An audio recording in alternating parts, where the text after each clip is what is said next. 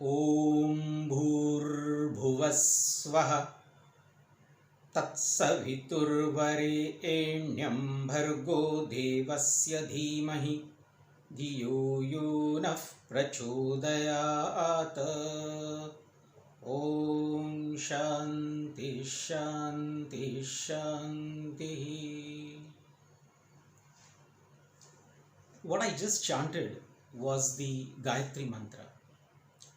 The Gayatri Mantra has been given to us through the Vedic tradition by a rishi. A rishi is known as the mantra drishta, the one who saw the mantra, not invented the mantra. So in this case, the Gayatri has been given to us by Rishi Vishwamitra. Rishi Vishwamitra put this in a particular chanda or a meter with which the Gayatri Mantra is to be chanted. The mantra is always chanted, it is never sung. The singing of the mantras is done to make it a little more popular, but the real efficacy of a mantra is got only when you chant it with the proper meter.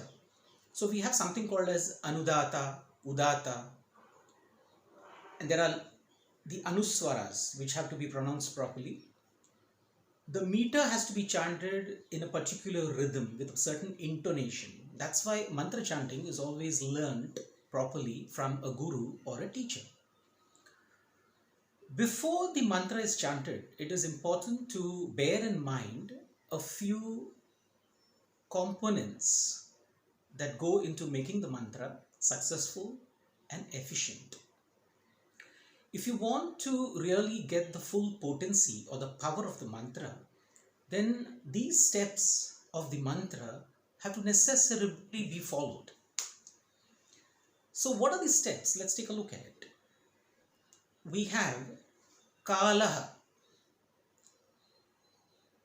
we have asanam, we have achamanam, then we have pranayama, there is a mudra for every mantra, then we have the mantra itself, and finally we have a namaskara to the rishi and to the devata which is invoked in this mantra. Along with the mantra, we chant a nyasa. There is a nyasa which is to be done. So the nyasa can be of two types. One is karanyasa and the second is anganyasa. What is the karanyasa? Karanyasa is when you invoke the devata or the deity mentioned in the mantra into your palms. So you have these 5 fingers, each finger has got a name, like Tarjani, you have Anamika, you have Kanishtka, you have Angushtha, you have Madhyama. So you have names for all these 5 fingers. Together these 5 fingers will make a kara. You invoke the divinity into your palms. This is called karanyasa. What is anganyasa? Anganyasa is when you invoke that same power into your entire body, to the anga, as you chant the mantra. So behind every mantra there is an intent. Now how do we get this knowledge? Where do you get this knowledge from? You get it in the mantra or the shloka which is before the mantra. Now for the Gayatri, let us look at what is the shloka to be chanted before you chant the Gayatri. You may not chant the shloka, you need to remember the shloka. So the shloka goes something like this. Asya Shri Gayatri Mantrasya Asya Shri Gayatri Mantrasya Vishwamitra Rishihi Gayatri Chandaha Savita Devata Japo Nayane Viniyogaha. This is the shloka which is to be chanted or remembered before you actually chant the Gayatri mantra. But not many of us know or do this. So in this video, let us look at the meaning of the shloka. The first line, Asya Shri Gayatri Mantrasya. So, it is stating that this shloka is for the Gayatri Mantra, Gayatri Mantrasya. Who is the Rishi who has given us the Gayatri Mantra is mentioned in the second line.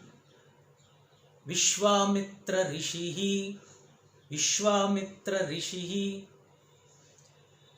What is the meter or the rhythm with which the Gayatri has to be chanted? Gayatri Chandaha, third line. Gayatri Chandaha. Now, here I want to mention to you that there are various meters when mantras and shlokas are chanted. Accordingly, there are names to it. So, we have Gayatri Chanda, we have Anushtup, we have Trishtup. Anushtup and the Trishtup are used most popularly and frequently. It's very common in shloka chanting or mantra chanting. And you will find this in the Bhagavad Gita. So it's a very common meter which is followed in the Bhagavad Gita. So coming to the third line, we have the meter mentioned, Chandas. The next line talks about the Devata. Every mantra has got a Devata behind it, a deity. I will go into the details of all this in a later video. But for now, just understand that the Devata is personified and the energy of that Devata is invoked into your body or the palm. So, we have in this mantra Savita, Savitur or Savita Devata, the sun. The sun is a powerful being, one of the most powerful beings in the solar system. All our planets, the Navagrahas, the 9 planets, and whatever more will be discovered or may be discovered in future, are born out of the sun. They are born out of the sun. That sun's energy is what we draw through the Gayatri Mantra. The ancients in the Vaidika civilization always knew that the sun is at the center of the solar system.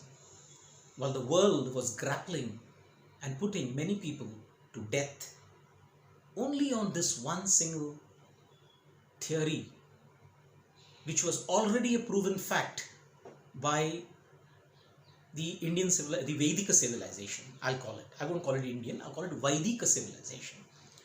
They already knew that the sun was at the center of the solar system. The sun, it blasts the earth and the planets with so much of power that it is said that 1 hour of the sun's energy that it blasts onto earth is almost equal to the annual consumption of the sun's energy in an entire year only on earth. Only earth receives 430 billion joules of energy in 1 hour, which is equal to the annual consumption of our planet Earth. In 1 hour we receive that much energy, which means what is happening to that energy? Where is it going? So the Gayatri Mantra helps you to channelize that energy of the sun, which is looked at as God. It's interesting. Many civilizations in this world, like the Roman, the Greeks, the Egyptian especially, have looked at the sun as God. The Egyptians used to call it Ra. So somewhere this knowledge was available to everybody, entire mankind, but it got lost. Here in the Vaidika civilization, it is preserved. How do we preserve this knowledge? Through the chanting of the Gayatri Mantra, which is why every Hindu holds this knowledge and he saves and protects this knowledge for posterity. Not for his own civilization, mind you. It is for him to share with everybody the same knowledge. So, Savita Devata, the sun, is prayed to as a divine form of energy. We draw that energy through the Gayatri Mantra. We need to understand what is the purpose, the intention behind drawing this energy. What are you going to do with this energy? We use it for our own spiritual growth. Number one. We use it for japa, for your personal spiritual growth, to strengthen yourself. How do you power yourself? I will come to it when I'm talking about the mantra itself. Second, we use it for upanayanam. That is what the shloka says. Japo upanayane viniyogaha. So upanayanam signifies ritual. So the Gayatri is chanted 3 times in a day. Prataha, you have Madhyahana, and you have Sayam. So there are 3 different periods: Pratah Kala, Madhyanika Kala, and you have Sandhya Kala. So these 3 times you can do the Gayatri. It is generally chanted as a sadhana, or you have a Sandhya Vandana sadhana. You do the sadhana in your Sandhya Vandana. Now let us come to the mantra. Let us first look at the words of the mantra. I will begin with taking the words one by one. So you have Om, bhūrbhuvaḥ, svaḥ, which becomes svaḥ sometimes in chanting. Om bhūrbhuvaḥ svaḥ, tat saviturvareṇyaṃ, tatsaviturvareṇyaṃ, bhargo devasya dhīmahi, bhargo devasya dhīmahi, dhiyo yah nah pracodayāt, dhiyo yo naf pracodayāt. Now why does it become naf? There are certain rules. We'll look at it into deeply in another video. To look at the meaning, we need to first look at the verb in the mantra. So dhimahi, we meditate. May we meditate. Meditate on what? Tat, that. Savituhu, which becomes saviturvareṇyaṃ, again because of the rules. Tat savituhu, what kind of savituhu is that? Vareṇyaṃ, worshipable, venerable, holy, sacred, divine. It's the most powerful. So what is the feeling? What is the attitude with which you do this mantra?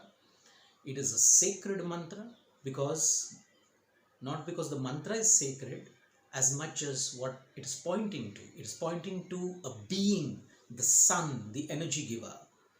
So vareṇyaṃ, that sun is vareṇyaṃ, worshipable, adorable, lovable, honorable. You get all those feelings when you chant this prayer or the mantra. Tatsaviturvareṇyaṃ. Now, are we just praying to that ball of gas in the planet? Are we just praying to the hydrogen and the carbon atoms that it is throwing out? The ions, the powerful molecules. Are we just stuck at that or with that? Or are we praying to something that is more subtle than that? Something behind that? This is what is the beauty of the Vaidika tradition. They take you in everything, all their mantras, their tantras, their yantras, from the gross to the subtle.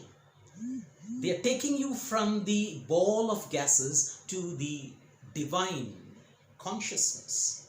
I'm using this word divine, although you need to understand what is the meaning of divine. Something that because of which your existence is.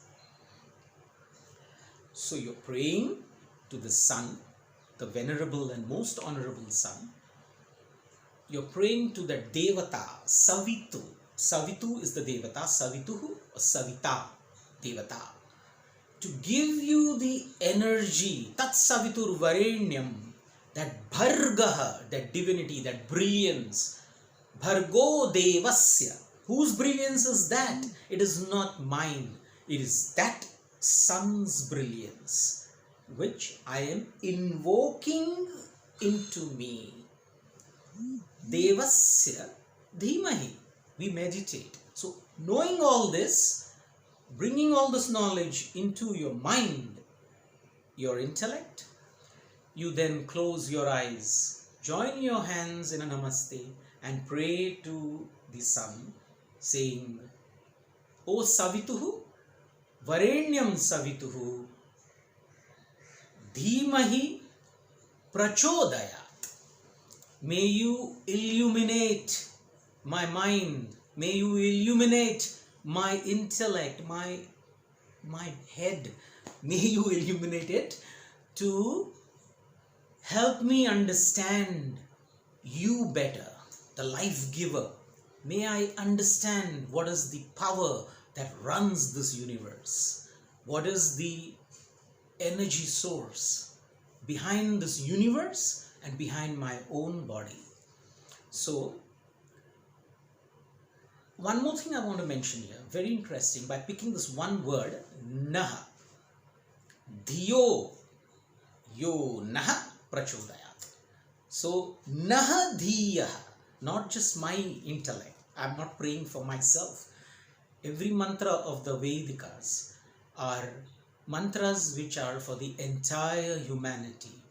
Not just humanity, but also every creature that lies in this planet. Not just this planet, in all the planets, not just all the planets, in the entire solar system, not just this solar system, all the solar systems. So whether this is a universe or the multiverse is not our concern. Our concern is, if there is a multiverse, may this mantra, may this prayer reach out to all beings and help them understand that we can meditate upon this energy source and draw and invoke the energy into us and try to become more divine so that we understand the purpose of our existence. The Gayatri Mantra is so beautiful and so powerful that it is said that the entire Vedic knowledge can be unfolded through the Gayatri Mantra, just by using the first syllable, Om. The Om word, Om, is a sound syllable which comes closest to the understanding of Brahman or consciousness. There are people who grapple with trying to understand what is consciousness, but the Vedic tradition has made it into an almost like science. It's not a science, it's something beyond that, which we will see again in a later video. But this science, if I can use that word, of cause and effect shows you clearly that the beginning was from Om. So Om is the sound syllable which comes closest to Brahman or consciousness. To understand Brahman, one has to understand the meaning of Om. So I have planned to make a series of talks which I will put in a separate playlist, giving you the understanding of Om so that you understand what is consciousness and that you are consciousness, and that consciousness is not different from Om. So with this understanding, let us chant the Gayatri Mantra together this time. Om bhūrbhuvaḥ svaḥ tatsaviturvareṇyaṃ bhargo devasya dhīmahi dhiyo yo nah pracodayāt. Om Shanti Shanti Shanti.